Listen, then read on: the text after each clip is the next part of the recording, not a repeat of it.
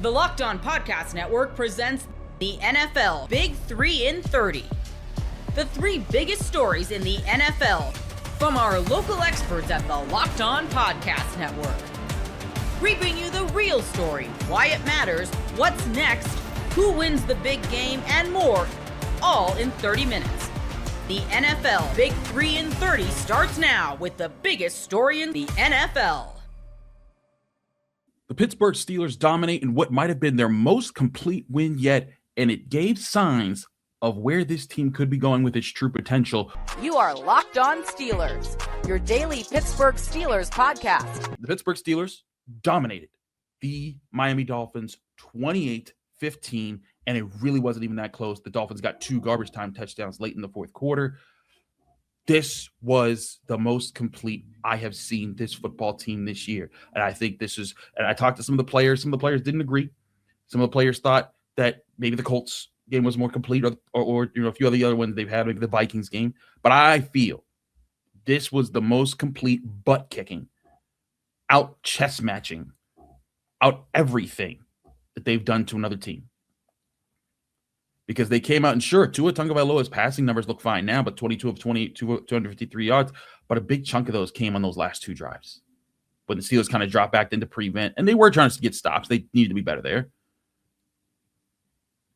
But they were able to limit them for pretty much the most important parts of the game. The offense coming out. We're going to start with them because this is the thing that I think could make the Steelers dangerous to teams if they down the stretch here.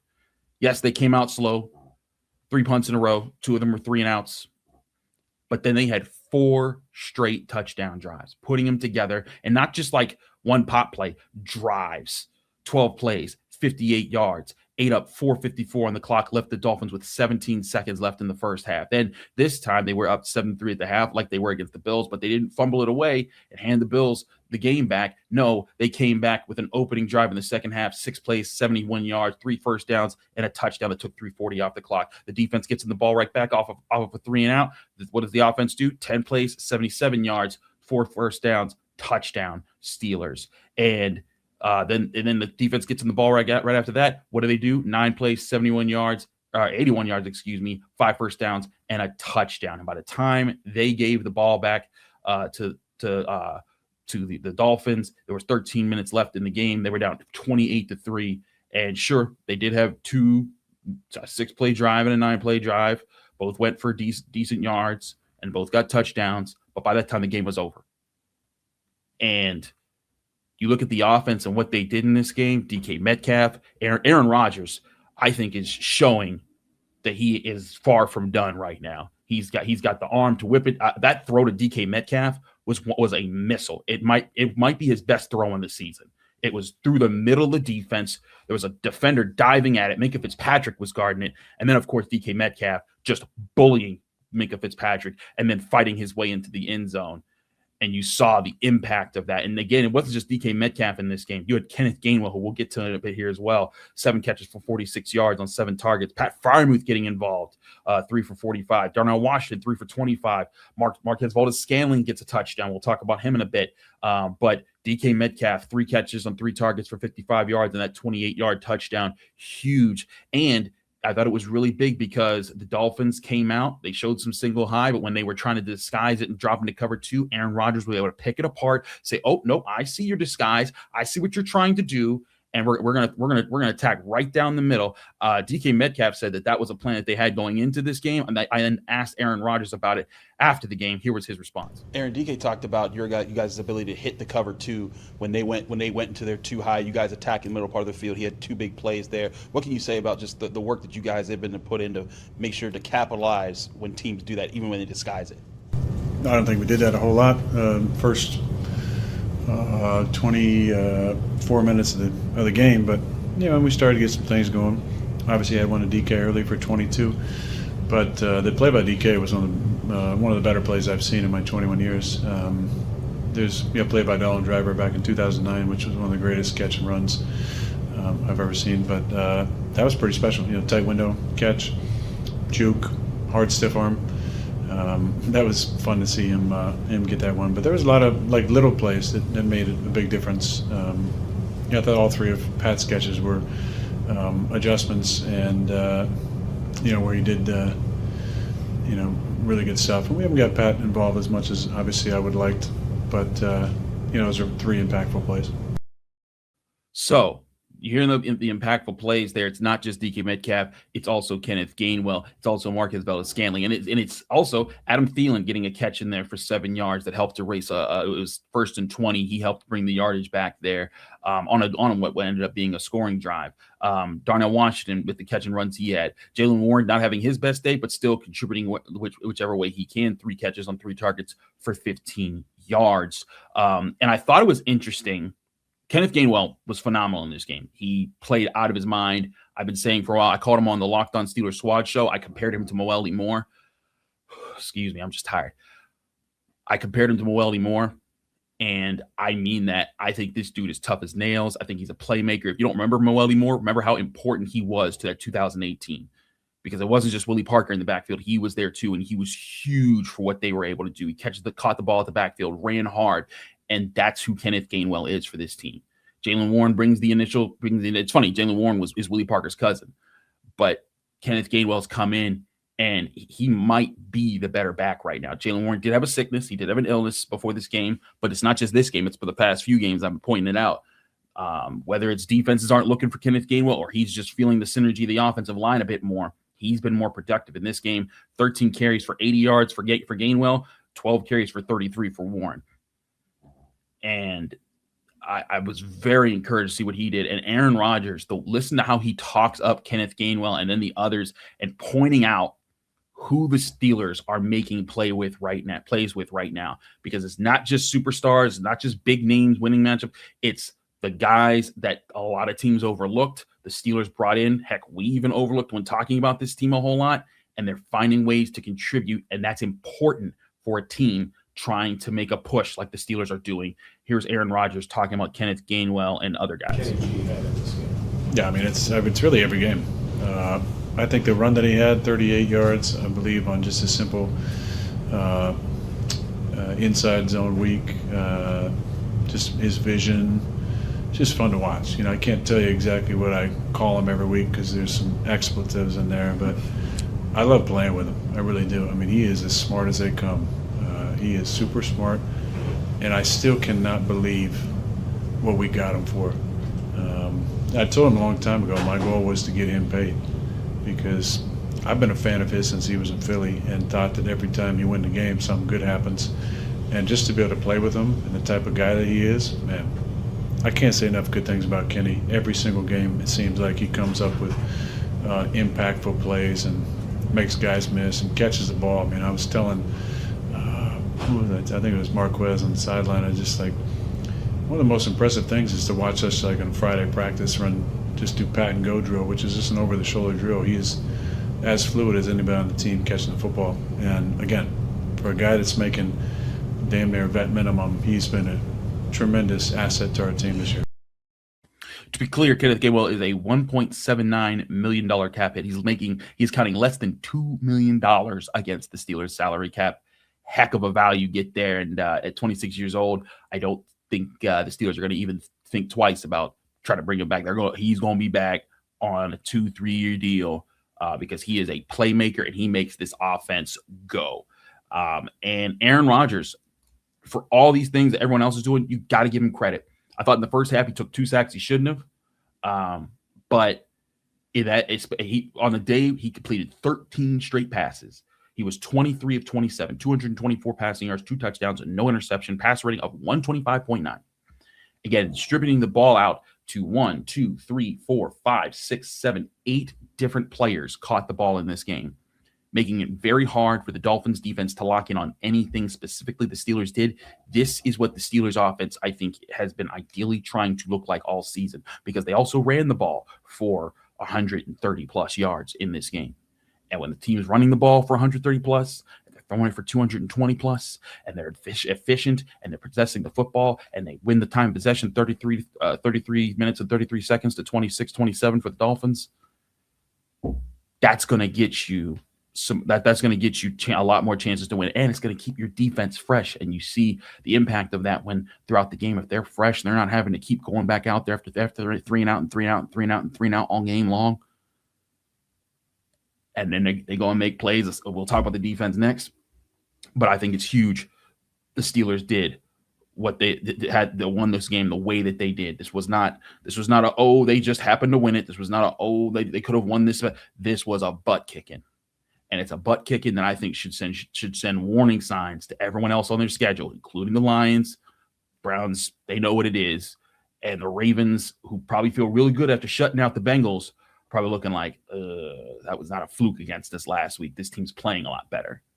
And Aaron Rodgers deserves a lot of credit for what he's doing for this team, getting guys to play harder, not just DK Metcalf, but also Marquez Valdes-Scantling for his touchdown, his precise route running, Adam Thielen, Kenneth Gainwell, even Jonnu Smith with a rushing touchdown in this one. It's very encouraging to see. It's a very good sign for the Pittsburgh Steelers. They need this offense to be efficient, and they're doing it. NFL Sundays move fast, one big play, and suddenly everything feels different. That's what makes live betting with FanDuel so exciting. You're not just watching the game, you're reacting to it in real time. With FanDuel, you can place bets as the action unfolds. Every drive, every momentum swing, every highlight moment. You can bet next touchdown scores, drive results, totals, and more. It keeps you locked into every snap, every drive, every possibility. So if you want to be right in the middle of the action this season, visit FanDuel.com and place your NFL live bets all season long. FanDuel, the game moves fast, and so can you. And it all comes crashing down in Pittsburgh as the Dolphins go ice cold once again. Fins up. It's the Dolphins squad. Everything Miami Dolphins every week. The Miami Dolphins came out, looked pretty good at the start of this game. They weren't cashing those chips in, though. We've seen this many times this season. But, the way that they were outplayed in the second and third quarters of this game, the Steelers had 4 straight touchdown drives while the Dolphins could not get anything going offensively. 2 of those drives for Miami in between Pittsburgh's touchdown drives had negative yardage on 3 and outs. And, just really did not look anything like the team that had won 4 in a row. And like I said, it's all over after that loss tonight in Pittsburgh. Yeah, Grease, I was worried when we didn't, score some points in the first half because we're not a second half team, especially in the third quarter, and I was miserable at halftime when we were down 7-3, and I was like, oh God, here we go. Because I know we're a slow starting second half team, and we took the ball first, so we weren't getting the ball first in the second half, so that puts us behind the 8 ball, and it was just a downhill slide from there, and ugly game today.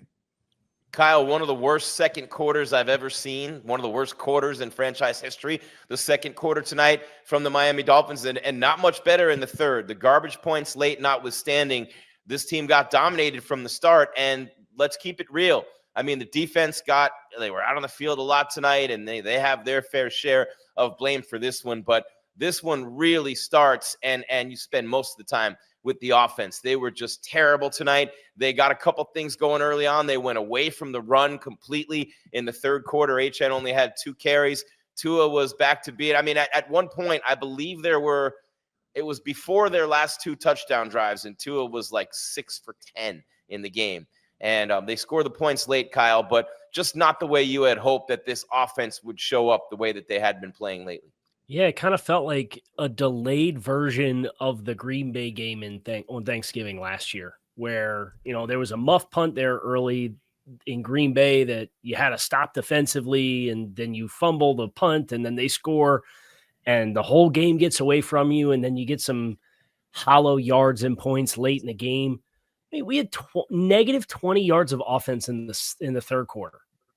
You ran 6 plays for negative 20 yards. Pittsburgh had 2 70-plus yard touchdown drives. Just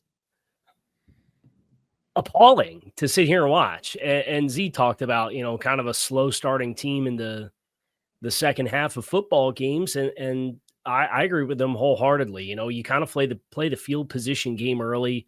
You do the one thing you can't do, which is have a turnover in scoring territory with that interception that Tua threw with, It was a corner route, and I thought the broadcast did a great job breaking down. You don't have anybody holding that flat defender down. He's sinking the whole way. You can't throw that. You especially can't throw it.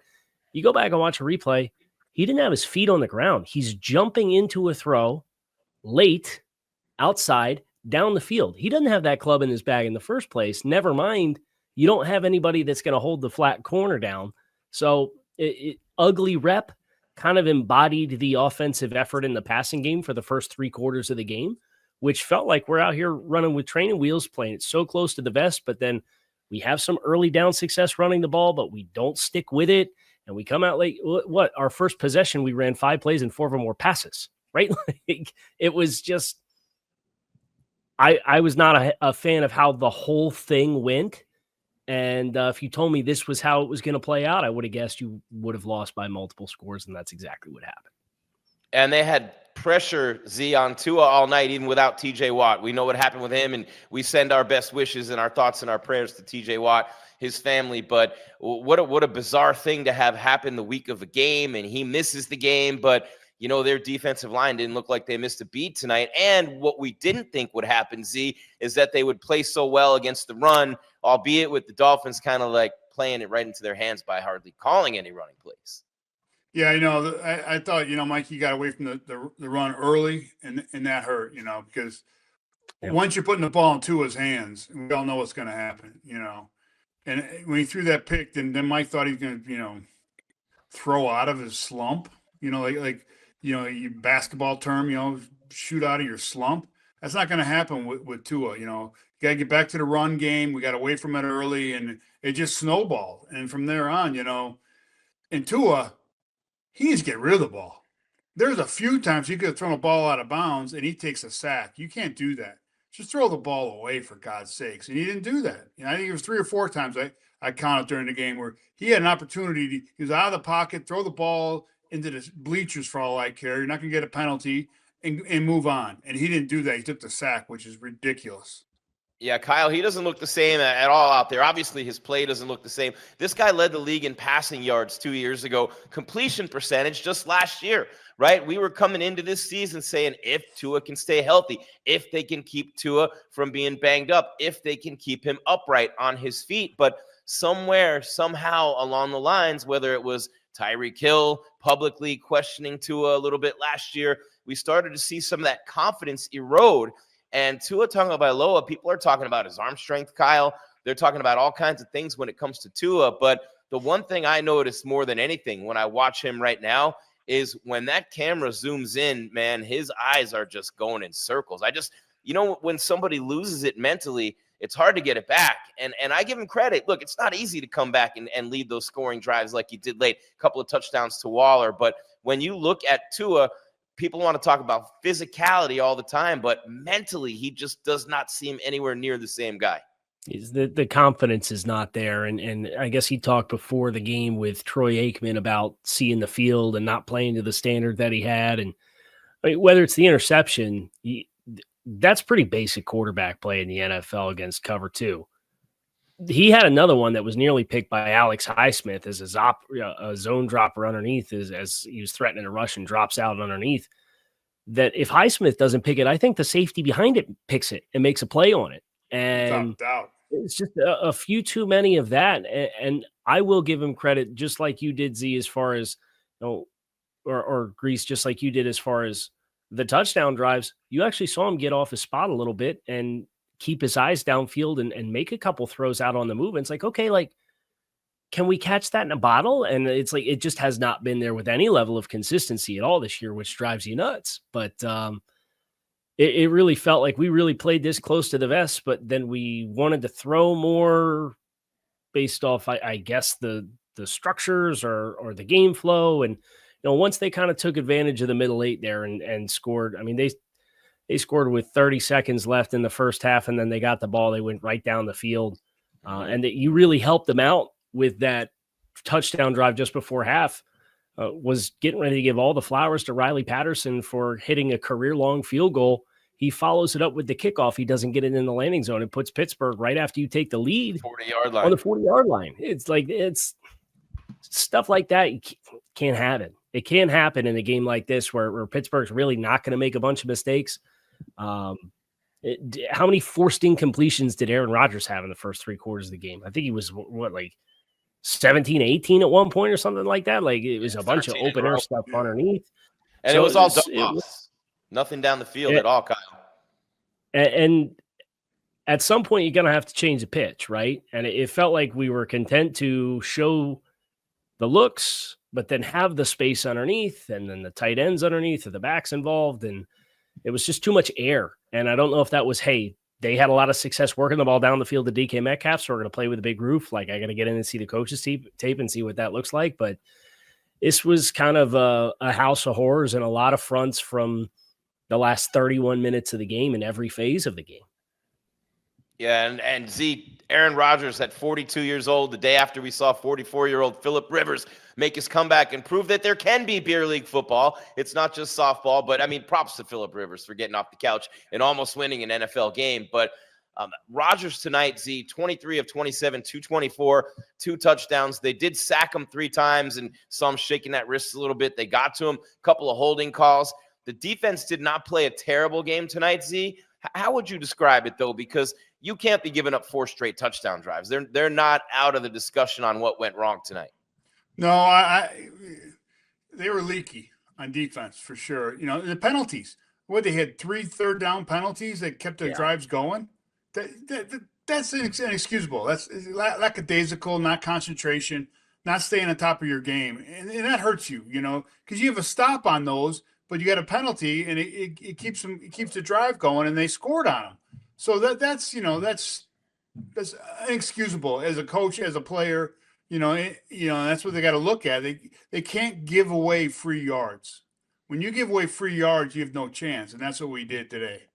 Well, when 2 tight ends score rushing touchdowns in the same game, I mean, and then you add the insult to injury that it's Jonnu Smith, right? And he was loving that. And Minkah Fitzpatrick is the guy who gets thrown to the ground by DK Metcalf as he runs and scores. And Jalen Ramsey is the guy. Look at Kyle's face. I'm sorry, Kyle. Jalen Ramsey is the guy who gets the sack. So just to add insult to injury, those 3 guys get to celebrate a little extra tonight too. Yeah, but that sack by Ramsey, that ball, that's one of the ones I'm talking about. That ball should have been thrown out of bounds. Should have been thrown, yeah. So that's on Tua. Once you're forced off your spot, and the only eligible that's working open on that play, Next Gen Stats actually had like the animated dots of all 22 players on the field to kind of see how that was playing out. Like, you had a chance to have Alec Ingold kind of they brought 2 weak off the backside, and Ingold stepped with the first one, but then Cole Strange stepped off to also engage with him, and you could have theoretically picked it up and then had a shot to Waddle, but he was running a crosser across the middle away from the way that Tua was flushed off his spot. So once Tua is flushed off his spot, you just got to, throw the ball into the dirt. Like, don't take the unnecessary hits, right? Or don't lose the yardage, because games like this, they're the ones that are really won in the margins. And that's why all the success that Miami has routinely had under Mike McDaniel with the lesser teams, like the not good teams, the margins don't bite you in the same way that you get into an environment like this. And Pittsburgh's historically very good on special teams. They don't turn the ball over at a very high rate offensively, so you're not going to get a bunch of freebies, and everything counts. And there were way too many hidden yardage here, hidden yardage there, mistake here, field position issue here. You can't do it. And if you went through and added up all the net yardage gained and lost and possessions extended and penalty issues, et cetera, to Z's point, 3 first downs for Pittsburgh on penalties, including one that was on a 3rd down stop with Jordan Brooks. That was brutal. It's rough. And he's been so great. It's hard to get on him too much, Z, the way he's been playing, but that's a bad penalty in that spot. Yeah, they have ticky-tack there, though. He didn't say that much. He stood over him. Ooh. I get that that's been an emphasis for – but that's a preseason call, first 4 weeks call. These refs have been – across the league have been horrible, to be honest with you. I know Vrabel made a big comment about coming out of yesterday's game at his game, saying he doesn't know, understand what refereeing is anymore. And I get it. I've been watching so much football lately. I don't know what's right or wrong. You know, you can call a penalty on every play. On anybody. You know, it's ridiculous. You know, hands to the face, you know, hitting a quarterback in the head. Anytime you touch a quarterback's head, you're supposed to get a penalty. And I see them barely ever calling that, you know. So that was ridiculous. It never should have been called. That's a hometown hero call there. NFL Sundays move fast, one big play, and suddenly everything feels different. That's what makes live betting with FanDuel so exciting. You're not just watching the game, you're reacting to it in real time. With FanDuel, you can place bets as the action unfolds, every drive, every momentum swing, every highlight moment. You can bet next touchdown scores, drive results, totals, and more. It keeps you locked into every snap, every drive, every possibility. So if you want to be right in the middle of the action this season, visit FanDuel.com and place your NFL live bets all season long. FanDuel, the game moves fast, and so can you. The Chiefs have lost Patrick Mahomes, but they got to work their worst case scenario to keep moving forward today. From the land of the free and the home of the Chiefs, this is the Locked On Chiefs podcast. It is an ACL tear for Patrick Mahomes. We don't know several things, and that includes if there's any collateral damage to any of the other ligament structures or a meniscus, two very common things that if you look through and you check out that piece on NFL 33, it lists out like the commonality of having additional injuries is very, very, very common for most quarterbacks that go down with this. So that does affect the prognosis, and we'll have to get to that. But the other thing we don't know is exactly where it is or what the grade is. And he is going, Andy Reid announced today on Monday in his presser that Patrick is going for a second opinion just to verify. I believe he's going down in Dallas, and I guess that'll determine where it is done. But it is as significant, as worst case scenario as we could have thought. And you know who else is going to have an opinion on this? Guaranteed? Everyone? Well, yeah. I was thinking Bobby Stroop. Well, yeah. Not that he's going to affect whether or not Mahomes gets surgery or not, but it's definitely going to affect when he returns and how he returns, and when he returns. And you talk about how this injury is going to affect Kansas City. I mean, you laid it out in your article. Prognosis is probably questionable whether or not he can even be healthy enough to play in 2026. There's questions there. We will see. And the other part of the reality with him is not only can he be healthy enough, it's also a question of, generally speaking, what we've seen from people that tear the ACLs is they may come back the same year or the next year, but they still don't look what they look like before. So it could be really 2027 before he really starts looking like maybe himself. So something to watch there. But we talked about this before the show, and I will say this. I will never count out Patrick Mahomes when it comes to injuries and toughness and getting things done and getting ready and trying to figure things out. He played, and I know it's a completely different deal, but he played through a high ankle sprain that he had no business playing through. So he's able to do some different things. And I trust that Bobby's going to get him ready, although I'm sure he's going to have a lot of people in his ear about different things, and we'll see how that goes. But the bigger question when it comes to Mahomes isn't just, is he going to be available? It's, what are they going to do with his salary cap number? And I know we're talking what's his future. I'm not saying they're going to cut him. I want to be clear on that. That's not at all what I'm saying. But he does have a salary cap number of $80 million, almost $80 million in 2026. And especially if he's in a situation where he thinks he's going to have to miss the entire season or at least a large portion of the season, you have to wonder, does that play into how he is looking at 2026 from a contract perspective? Because this was the first year, or one of the first years, that you would expect that this deal was going to get redone. And now there is some injury stuff going into it. And you have a lot of other players that you're going to have to figure out and talk about.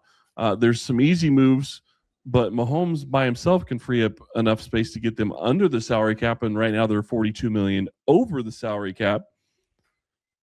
But there's so many things to ask and see how it turns out. Yeah, and we're going to have to do a whole show after the season on just his impact on the salary cap. Okay, 2. Fair enough. But I will tell you this. I've said it for several years now. Honestly, since he signed that contract, the 2026 was the year to blow it up and start over. And I don't know the clause. We haven't seen the contract. I don't know if it's structured in a way that they can just rip it up. If they were smart, and I'm guessing they were, there is a way for them to mutually agree to just disintegrate that contract and start over. I'm guessing that's in the cards. I don't know if it's going to happen, but it's an option. I don't think it's an option because they've rolled so much money forward from previous years that I don't think that you can rip it up and redo a new deal. I do think you can say, okay, well, we're restructuring this and, we'll free up $40 million this year and maybe we can free up some other stuff, going forward. But the problem is, like, even if you look at his numbers for 2026, like I said, restructuring him frees up like $40 million. I was just looking at this before we hopped on here. They can convert $54.5 million of his compensation to a signing bonus in March, freeing up $43.5 to the salary cap. That gets them under by itself. So you have to think that they're probably going to do that, especially considering the fact that he may not play.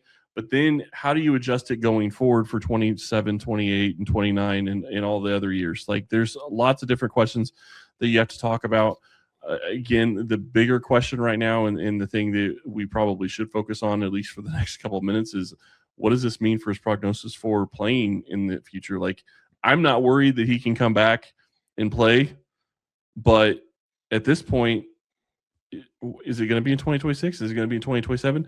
And the other thing I have to say is, how crazy is it that it was the same year, and I think it's the same knee that Tom Brady did, same year in his career, same knee. It is. Same year in the dynasty.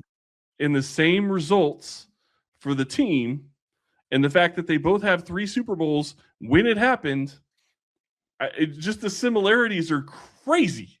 There's no getting away from the GOAT comparison. There just isn't. And thank you for not blaming me for what happened, because I mentioned the similarity between these two franchises and these two quarterbacks a couple weeks ago. But I want to be very clear, and please go read that piece. It's half unlocked. You can join up for a low. There's a great discount going on right now at NFL33.com. You can get to see the whole thing. But the basis is this. They almost always come back. It has to be really severe and have nerve damage involved to be really something that a quarterback can't come back from. So Patrick Mahomes will return. He will have a second era of his career. The question is when. And this late in the year, a lot of guys, I think it was Murray didn't come back until the following November. If that's the case, then you're right. We're looking at 27 before he's in. And here's my other thing. And I know we need to go to break, and we need to talk about playing for the future or today in just a second. But I also wonder if the fact that Kansas City is going to be looking at this from the perspective of Mahomes could be out all of 2026. If they play it from the worst case scenario, he could be out all of 2026. I'm not saying you punt on 2026, but does that make you make some different moves on your offense and your defense and trying to figure out and get ready for a real run in 2027 when he returns? I think that if they think he's going to be out, we could see a huge clearing because they want to be ready to compete and do whatever they can in 2027 to load up in 2027. That's true. And they're not structurally ready for that as they exist today. Correct.